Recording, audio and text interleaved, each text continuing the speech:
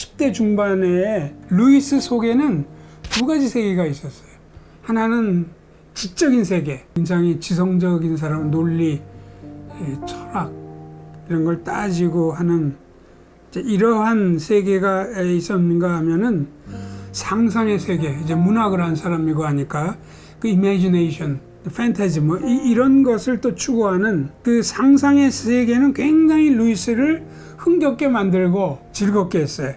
그 표현을 빌리자면은 시와 신화로 어우러진 많은 섬들이 떠 있는 바다, 이런 식으로 해서 아주 이제 흥겹고 즐거운 이런 이 상상의 세계만 생각하면 그렇게 좋았다는 거예요. 그러나 이 지적인 세계, 아까 얘기한 이 통속적 실제론, 존재한다는 것만이 전부다. 그 외부 세계, 이제 이런 것만이 전부다. 그렇게 자기가 이제 받아들였지만 굉장히 이것은 겉만 번지르르한 이 편협한 합리주의였다, 이렇게 얘기를 하는데, 이러한 세상은 아주 아까 이게 차갑고, 아까 얘기한 것으로 우주는 굉장히 광활하고 지구나 자기는 아주 작고, 그러니까 이 지적인 세계, 외부 세계를 볼 때는 굉장히 짓눌리고 그런 세계를 생각하면, 그래서 한편으로 이 상상의 세계, 자기가 흥겹고 좋아하는 이런 세계와 통속적 실제론에 의한 그 외부 세계의 경험, 이것은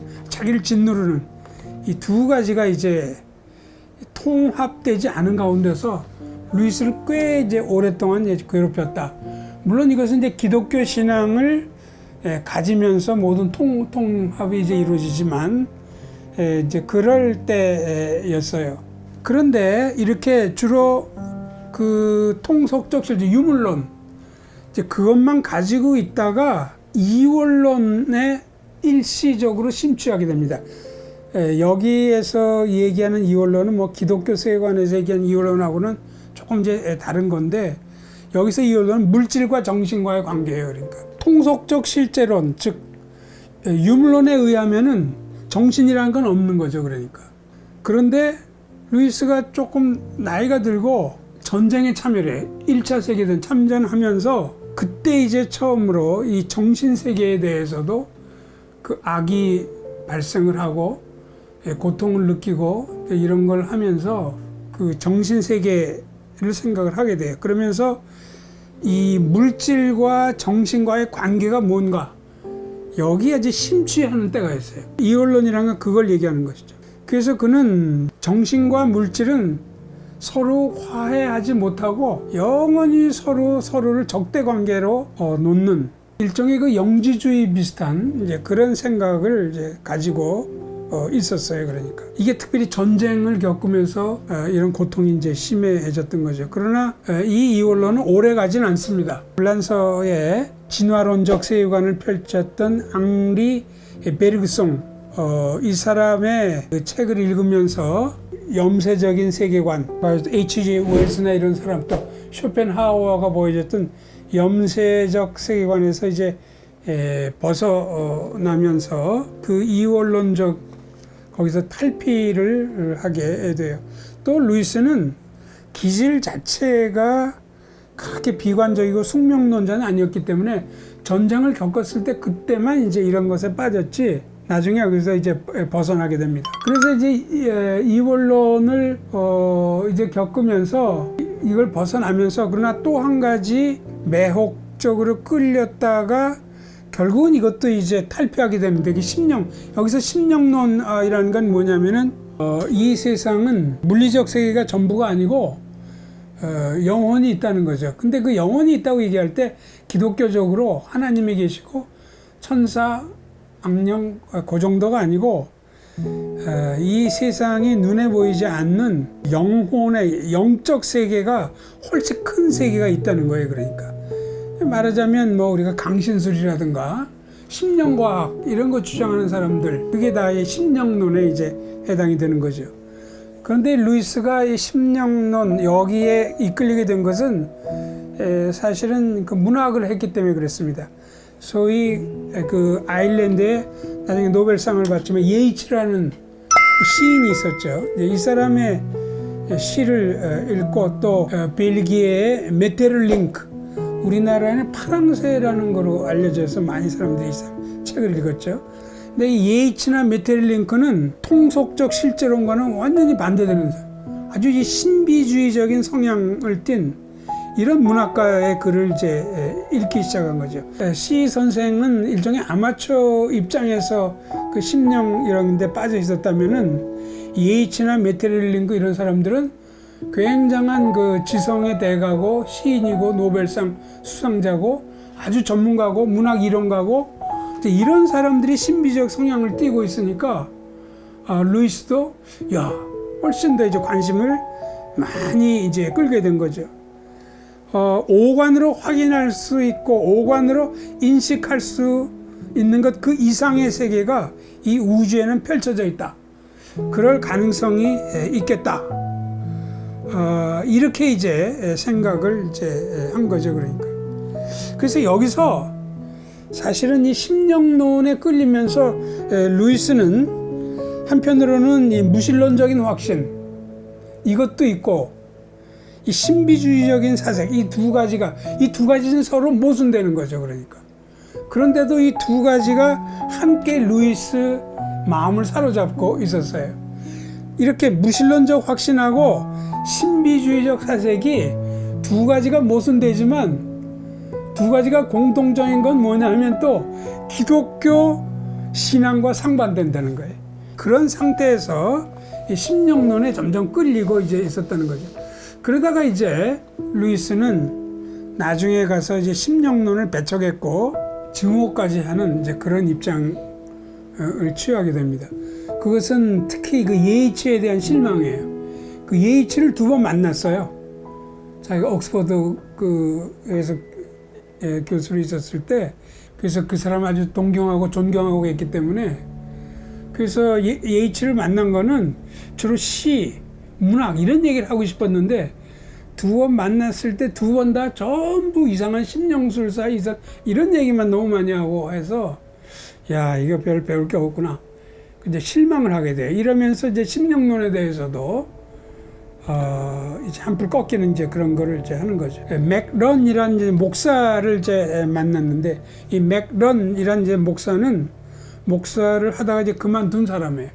그래서 기독교 신앙을 다 부인하고 그런데도 불구하고 죽고 나서 우리는 영원히 살아남는다.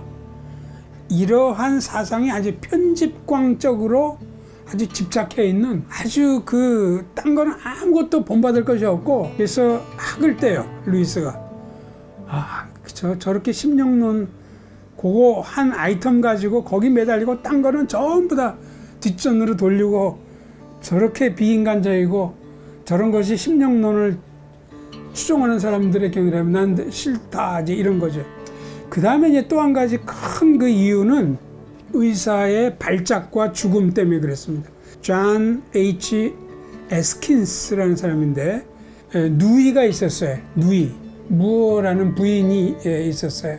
무어는 그 아들이 한 명이 있었는데 이 아들이 1차 세계대전에 참전을 합니다. 무어의 아들이 이름이 제가 생각하는 이렇게 이제 생각이 안 나고 할 때 제가 또 도움받는 자료가 있죠. 그게 뭐냐면 백과사전이에요. C.S. 루이스 백과사전.